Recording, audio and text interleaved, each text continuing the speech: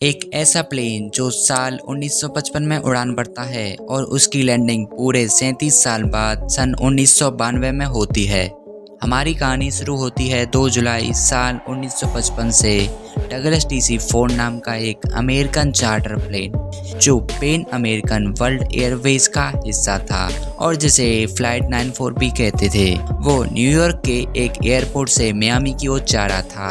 रास्ता करीब 4 घंटे का था और इस प्लेन में 60 पैसेंजर्स और 6 क्रू मेंबर्स भी मौजूद थे। पर बीच रास्ते में ये प्लेन रडार से गायब हो जाता है और फिर कभी मियामी पहुंच ही नहीं पाता। मिसिंग प्लेन और शिप की कहानियां तो आपने बहुत सुनी होंगी, जिनको खोजने के लिए सालों तक तलाशें चलती हैं, पर उनका कोई नामो निशान नहीं मिलता। अब डगलस DC के साथ भी कुछ ऐसा ही होता है। काफी खोजबीन के बाद जब इस प्लेन का कोई अता पता नहीं चलता तो इसे मिसिंग घोषित कर दिया जाता है और डगलस DC-4 की कहानी इतिहास के पन्नों में दफन हो जाती है। पर 21 मई सन 1992 को वेनेजुएला के कैपिटल काराकास के एयरपोर्ट पर कुछ ऐसा होता है जिसने अपने पीछे कई सवाल को छोड़ दिया।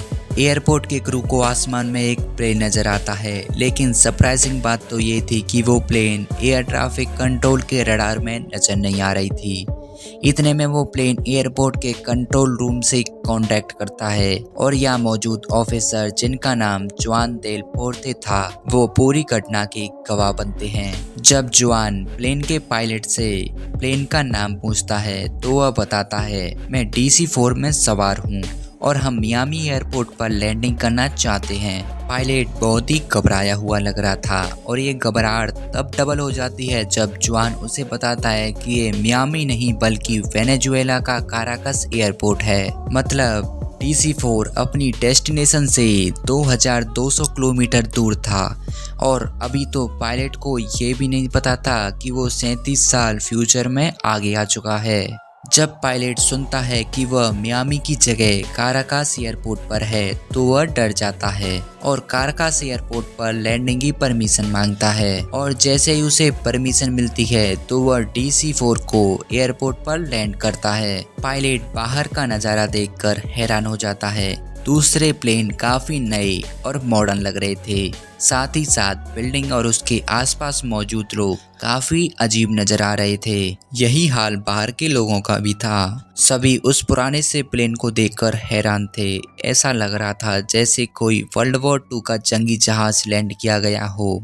DC-4 नाम के किसी भी प्लेन के बारे में तो वहाँ के लोगों ने कभी नहीं सुना था और भी ऐसा कोई प्लेन उनके एयरपोर्ट पर लैंड करेगा तो एक गजब ही हो गया था। जब एयरपोर्ट की ट्रैफिक कंट्रोल टीम पायलट से बात करती है तो पायलट को ये पता चलता है कि वो साल 1992 में आ चुका है। और भाई एयरपोर्ट के लोग तो यह सुनकर हैरान थे कि वे जिस प्लेन को अपने सामने देख रहे हैं वो 37 साल पहले साल 1955 में टेक ऑफ हुआ था। अब इतना सुनते ही पायलट हैरान परेशान हो जाता है और तुरंत वहां से टेक ऑफ करने का फैसला लेता है। अंतिम बार जब वो वहां से रवाना हो रहा था तो उसके हाथ से एक कोई कागज का टुकड़ा गिर जाता है और इसके बाद ये प्लेन टेक ऑफ कर लेता है। इसके बाद डगलस DC कहाँ गया ये किसी को नहीं पता।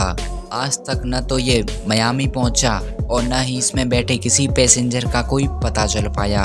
वो कागज जिसे पायलट अपने पीछे छोड़कर गया था वो असल में एक कैलेंडर था, वो भी साल 1955 का, जो यह साबित करता है कि यह घटना 100% सच थी। लेकिन अगर ऐसा है तो साल 1955 में निकला प्लेन 37 साल तक कहाँ रहा? और क्या डगलस DC-4 ने टाइम ट्रेवल किया था? अब देखो, अगर इसने टाइम ट्रेवल किया था तो रियल वर्ल्ड में ऐसा सिर्फ 2 ही तरीकों से पॉसिबल है। पहला तब जब कोई ऑब्जेक्ट ब्लैक होल के बेहद करीब पहुंच जाता है और दूसरा जब वो लाइट की स्पीड की मैच कर लेता है। अगर एक प्लेन पृथ्वी पर उड़ रहा था तो ब्लैक होल के पास पहुंचना या पृथ्वी पर उसका सामना किसी ब्लैक होल से होना बिल्कुल भी पॉसिबल नहीं है। दूसरी तरफ जब एक डगलस DC-4 जो एक 4 इंजन प्लेन था वो साल 1942 का मैन्युफैक्चर था और उसकी इतनी स्पीड पॉसिबल नहीं थी कि वो लाइट की स्पीड को मैच कर पाए। मतलब कि इस प्लेन का टाइम ट्रेवल करना तो बिल्कुल भी पॉसिबल नहीं था। तो फिर 1955 में टेक ऑफ करने वाला ये प्लेन 1942 में पहुंचा कैसे? ठीक वैसे ही जैसे साल 1998 में पैदा हुए रशीद खान ने साल 1992 में इमरान खान को वर्ल्ड कप की ट्रॉफी उठाते देखा। कहने का मतलब ये है कि एक बहुत बड़ा हॉक्स था, यानी कि एक फेक न्यूज। हाँ, ये बात सच है कि साल 1955 से साल 1991 के बीच डगलस डीसी नाम के 22 plane Pan American World Airways, जिसे पैन AM भी कहते हैं, उसमें शामिल थे, पर फ्लाइट 94 नाम का कोई भी ऐसा प्लेन एग्जिस्ट नहीं करता था। 2 जुलाई सन 1955 को न ही कोई ऐसी फ्लाइट न्यूयॉर्क से मियामी की ओर गई थी, और अगर 1955 में हुए हवाई हादसों की लिस्ट पर नजर डालें तो हमें फ्लाइट 94 नाम का कोई भी ऐसा एक्सीडेंट देखने को नहीं मिलता।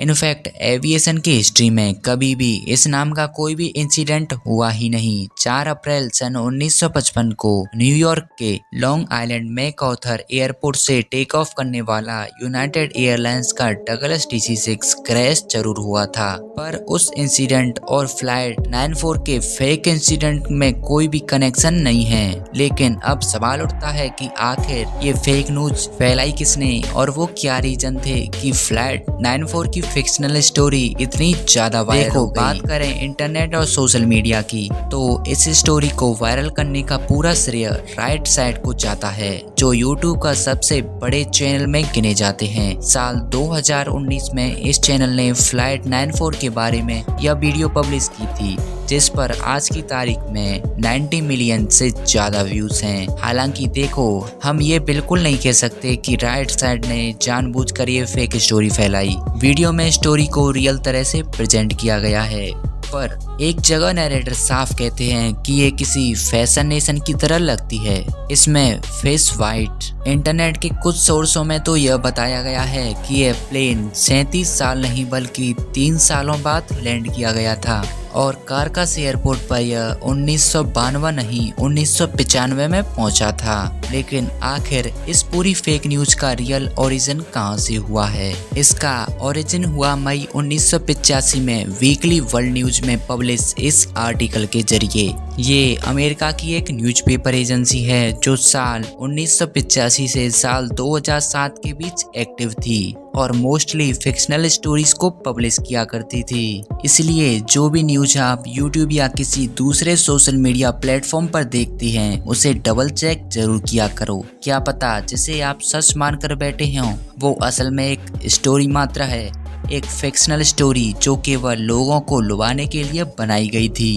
बाकी फ्लाइट 94 के बारे में आपका क्या विचार है, नीचे कमेंट सेक्शन में लिखकर जरूर बताना। वीडियो पसंद आए तो इसे लाइक करने के साथ साथ अपने फ्रेंड्स के साथ शेयर जरूर करना, और चैनल पर नए हैं तो सब्सक्राइब जरूर करना।